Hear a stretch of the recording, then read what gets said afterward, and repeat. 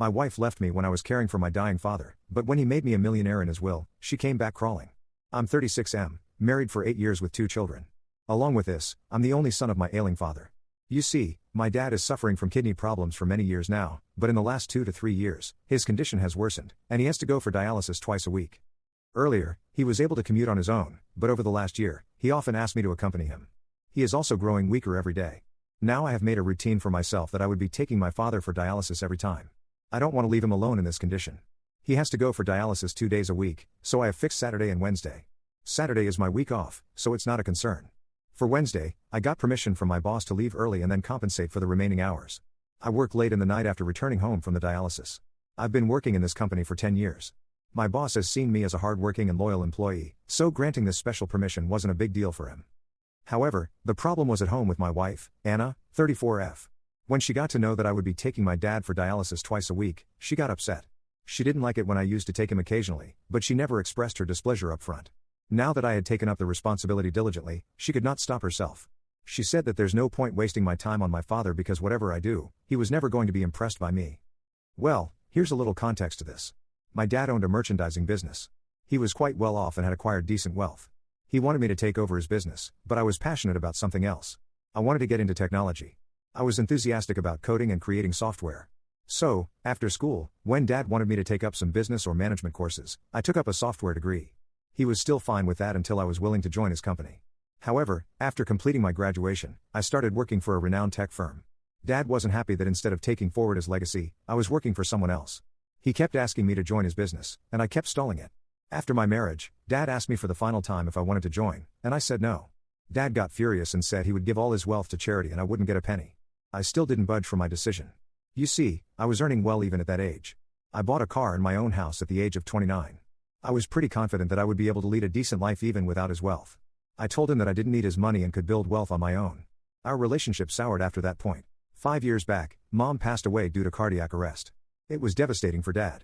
You see, I moved out of the house at 17 for my college. Then I got a job, and I started living on my own.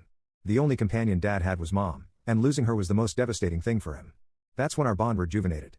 I started visiting him often and used to take my kids to play with him. Eventually, he stepped down from his company and gave it to a trust to run. My wife, Anna, was never close to my parents.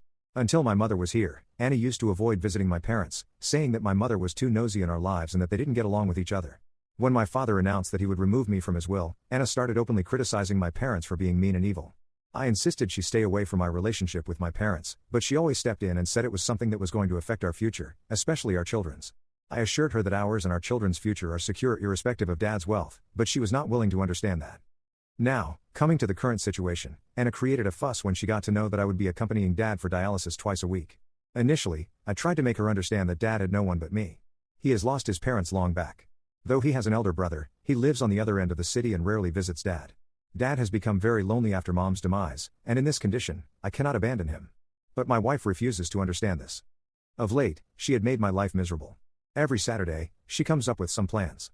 Either it is hosting a party at the house, deep cleaning the house, an outing with the children, or something as trivial as grocery pickup. I made her understand that she can plan anything she wants on Sundays because on Saturdays, I have to take Dad for dialysis. But she continues with her plans and then later rebukes me for being late or missing it. I had to rush to my dad, pick him up, then take him to the dialysis center. After it was done, I dropped him and ran back home, only to face her sarcasm and tantrums.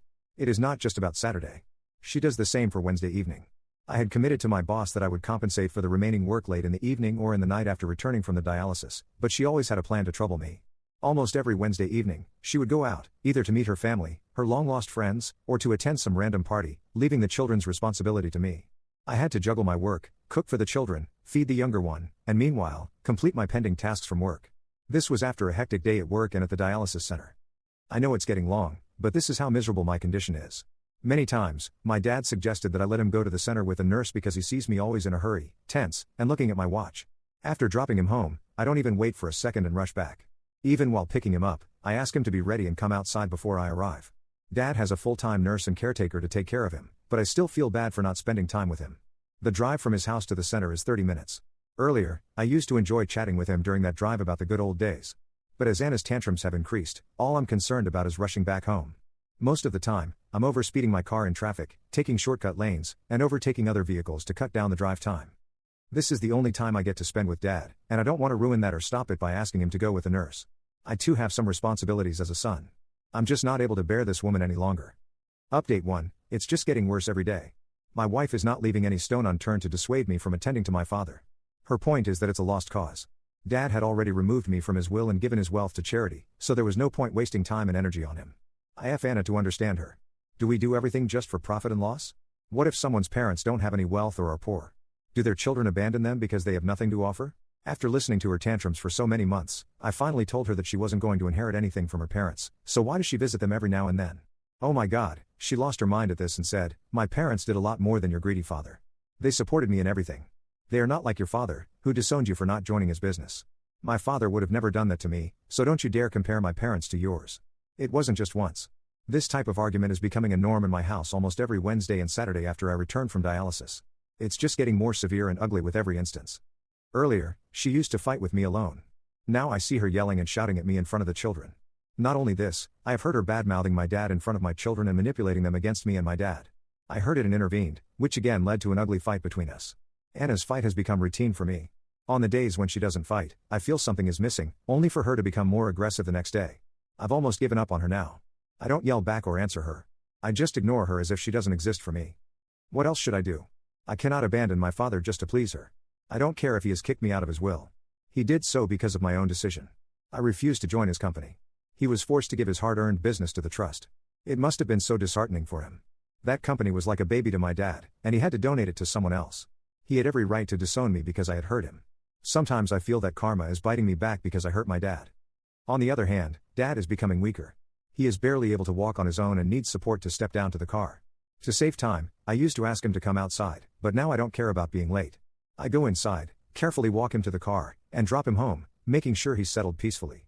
He's also having shortness of breath, so I make sure to walk him as slowly as he needs. Also, while driving, I drive carefully so as not to overspeed and increase his heart rate. I don't care about going late to my house anymore because rushing there wasn't helping anyway. If I have to deal with that evil woman, I might as well keep Dad happy. My casual attitude has worsened the situation, and yesterday, Anna said I need to choose between her and my dad. I tried to make her understand that Dad wasn't going to be with us forever, but given his condition, it didn't seem like he had long to live. She came back with a curt reply, "In that case, you need to make your choice carefully. Someone who's going to be with you forever or someone who's going to die soon." This was so insensitive. I told her, "You know what? I'd better choose my dad than choose you, who is so evil and selfish to a dying man." She packed her bags and left. I didn't even stop her.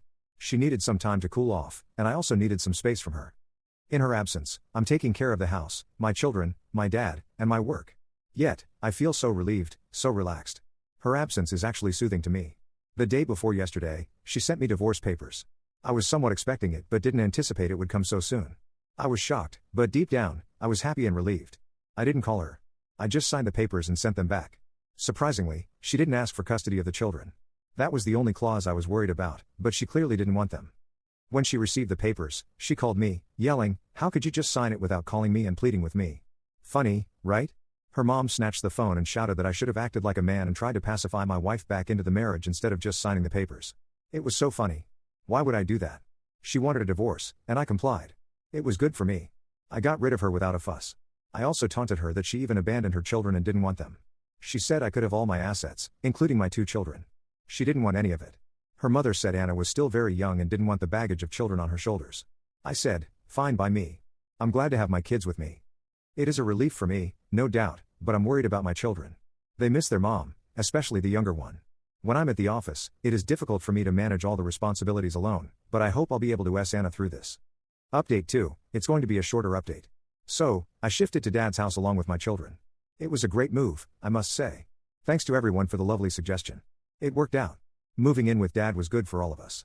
Dad got the company of my children, and they got their grandpa to play with. Dad had a full-time caregiver who was ready to take care of my children for a raise. Why not? Someone to take care of my children under my dad's supervision, the best deal, right?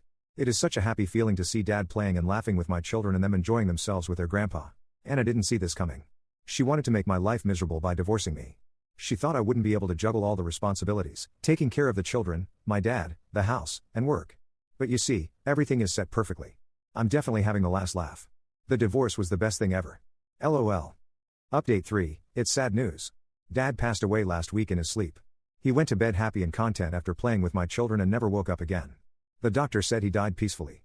The doctor, his nurse, and even his caregiver said Dad was happy after I moved in with him, and it actually increased his lifespan by these few months.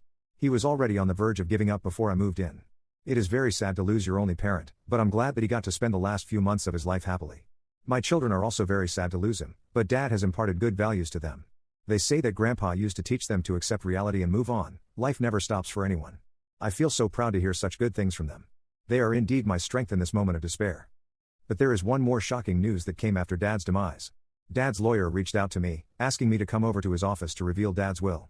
I said it wasn't required. Dad had already told me that he had given all his wealth to the trust, so I'm fine with that and he can proceed with the paperwork to transfer everything to them. I asked him if I needed to vacate Dad's house because I was guessing that was also given to the charity trust. He laughed at me and asked me to just come over. When I went there, I found the trust members were already present. The lawyer had called them as well. When the lawyer started reading the will, I was in tears. Dad had actually willed me as his heir. All his business, his house, and his wealth were for me. I asked the lawyer if this change was made recently. I thought he made this change after I started taking care of him. The lawyer smiled and said I was always his heir, and the will was never altered. I was inconsolable, crying that my dad never abandoned me. Maybe he threatened to disown me so that I would take forward his business and his legacy. I was still crying when Dad's attorney pacified me. I said it kills me inside that I hurt my dad all his life, but he always cared for me. The lawyer said that Dad was actually very proud that I didn't give up on my passion under his pressure and that I was happy to lose my generational wealth to pursue my passion. Dad was very proud of me. The lawyer said that I'm the decision maker of the business, and if I wanted, I could take the company back from the trust and run it myself. I'm thinking of doing that. I did whatever I wanted to do, and Dad indirectly supported me. Now it is my time to pay him back. I'm thinking of taking it back from the trust and scaling it to the level Dad wanted his business to reach. I came back home and told my children about their grandpa's will. He has given some portion of his wealth to my children as well, which they will receive when they turn 18. Today, we went to his grave with some flowers and spent some time in serenity. It is a very emotional phase for me. Update 4, the ants came back running when they saw the sugar candy. A month later, after Dad's demise, I started taking over his business and other community service work. First of all, I quit my job and took over the business. Then, I rented my house because my children and I decided to live at my parents' house. They feel connected to their grandpa in this house. This house has my childhood memories, so I also don't want to leave it. With the news that I had inherited my father's $1 million wealth, I got many visitors at my house, long-lost relatives, friends, and neighbors. But the most surprising visitor was my ex-wife, Anna, and her parents.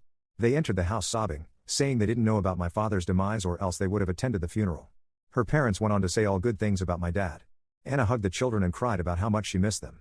I asked her if she missed them so much, why didn't she visit them in the last 7 to 8 months? She said she went to our house, but it was locked. What a load of nonsense. I was like, weren't you worried about your children when you saw the house was locked?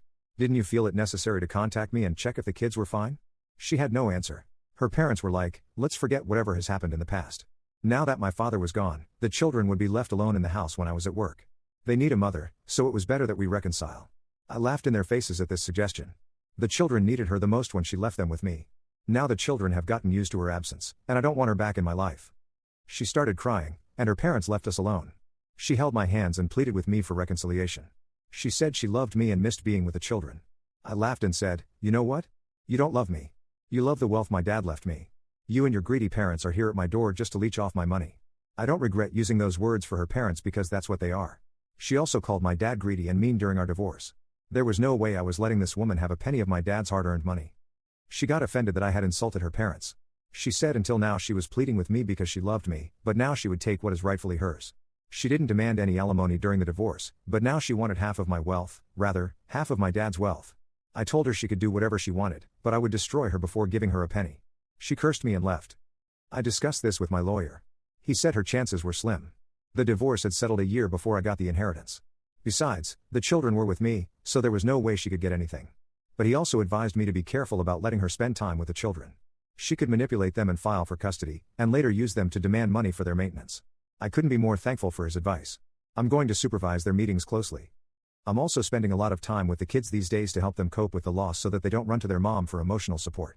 I've undertaken my dad's company, so it gives me a lot of flexibility to manage my well-being and personal life. I'm planning to take the kids on a vacation to the Bahamas. Why not? They deserve this lavish vacation. It's not about overspending my dad's wealth. I could have afforded it even before, but I didn't have the time earlier while juggling work and taking care of dad. Now that I can, I want to take them out. As for Anna, she hasn't contacted me since her last visit. I think she's busy knocking on every lawyer's office to file a suit against me.